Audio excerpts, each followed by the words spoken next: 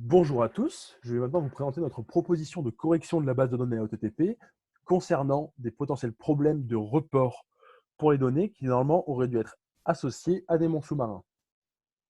Pourquoi nous intéressons-nous aux monts sous-marins? Parce que ceux-ci sont des biomes majeurs dans l'océan global, des puits de biodiversité autour desquels l'hydrodynamique est modifiée avec l'apparition notamment de cônes de Taylor et de cellules de circulation qui vont engendrer des apports de nutriments importants et également une rétention de ces nutriments. Ce qui fait que de nombreux monts sous-marins vont être très productifs pour les pêcheries, comme par exemple le coco de mer au large des Seychelles. En ce qui concerne la zone de la Convention de l'ICCAT, Dubroca et collaborateurs en 2013 ont identifié 5 monts sous-marins actifs dans l'est de la zone. Donc pourquoi avoir besoin de corriger la base de données HTTP et notamment pourquoi avoir besoin de corriger les données de banc libre? Premièrement, parce qu'en fait, les thons qui sont marqués sur les structures fixes, ici en rouge dans le graphe, vont parcourir des distances faibles, bien que leur temps de liberté soit très long. Comparé aux thons marqués sur structure mobile ou pas de structure du tout, en bleu dans le graphe, eh bien, on observe que les comportements sont très différents. Ce qui veut dire que pour les analyses, l'identification précise des variables RESCHOOLTYPE et RC-SchoolType est très importante. Si maintenant on se concentre un peu plus sur les données de thons marqués sous banc libre, eh bien on observe que certains de ces individus, en bas du graphe, ont également des temps de liberté très longs et des distances parcourues très faibles, à l'instar des thons marqués sous structure fixe. Et on sait que nombre d'individus dans cette catégorie-là ont été marqués comme banc libre alors qu'ils étaient aux alentours d'un mont sous-marin. La question que nous nous sommes posée, c'est est-ce que ce pattern de mouvement est spécifique des thons sous banc libre ou alors est-ce que c'est un problème d'identification dans la base de données HTTP? Ce que nous proposons alors est un recodage des données en recodant les données qui ont été marquées comme banc libre ou recapturées en tant que banc libre autour d'un mont sous-marin qui serait actif. Donc, nous avons pris comme données bathymétriques la base de données de mon sous-marin de Yesson et collaborateurs de 2010. Et pour décrire ce qui était, parmi ces ciments, quels étaient ceux qui étaient attractifs pour les thons, qu'on appelle mon sous-marin actif, et nous sommes basés sur la littérature.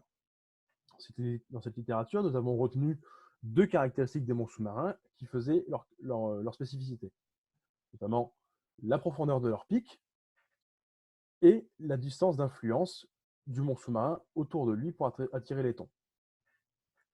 En faisant la moyenne de ces valeurs de caractéristiques, nous avons choisi de corriger toutes les données qui étaient dans une zone tampon de rayon de 15 km autour de tous les monts sous-marins qui avaient un pic à moins de 500 mètres de profondeur.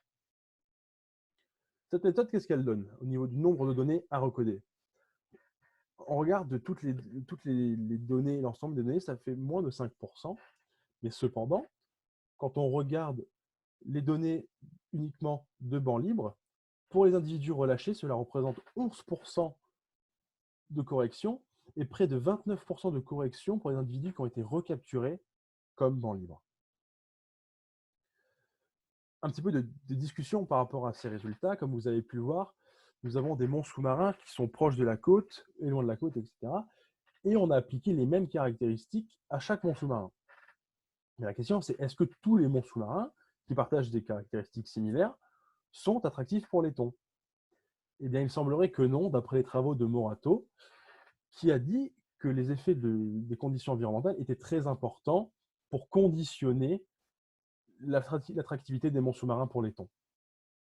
Ce que nous avons fait initialement, un travail que nous n'avons pas présenté aujourd'hui, car sans succès, était de décrire quelle était l'attractivité des monts sous-marins pour les thons en utilisant d'abord la bathymétrie, donc en utilisant les données de profondeur, de pic et de hauteur du mont sous-marin, en les mettant en relation avec les données de capture pour savoir si l'abondance des thons était liée de quelque façon à la topologie du mont sous-marin. Sans succès, nous avons donc déduit qu'il manquait des paramètres pour cette étude, et notamment les paramètres environnementaux. C'est pour ça qu'au futur, nous planifions d'affiner cette méthode en ajoutant notamment la température de surface, la vitesse des courants, les indices d'upwelling autour des monts sous-marins, savoir si ceux-ci sont isolés ou en groupe, pour définir quels sont exactement les monts sous-marins qui sont attractifs pour les thons, et alors proposer une nouvelle correction de la base de données HTTP qui serait plus efficace et plus précise. Je vous remercie de votre attention et j'espère avoir de nombreuses questions.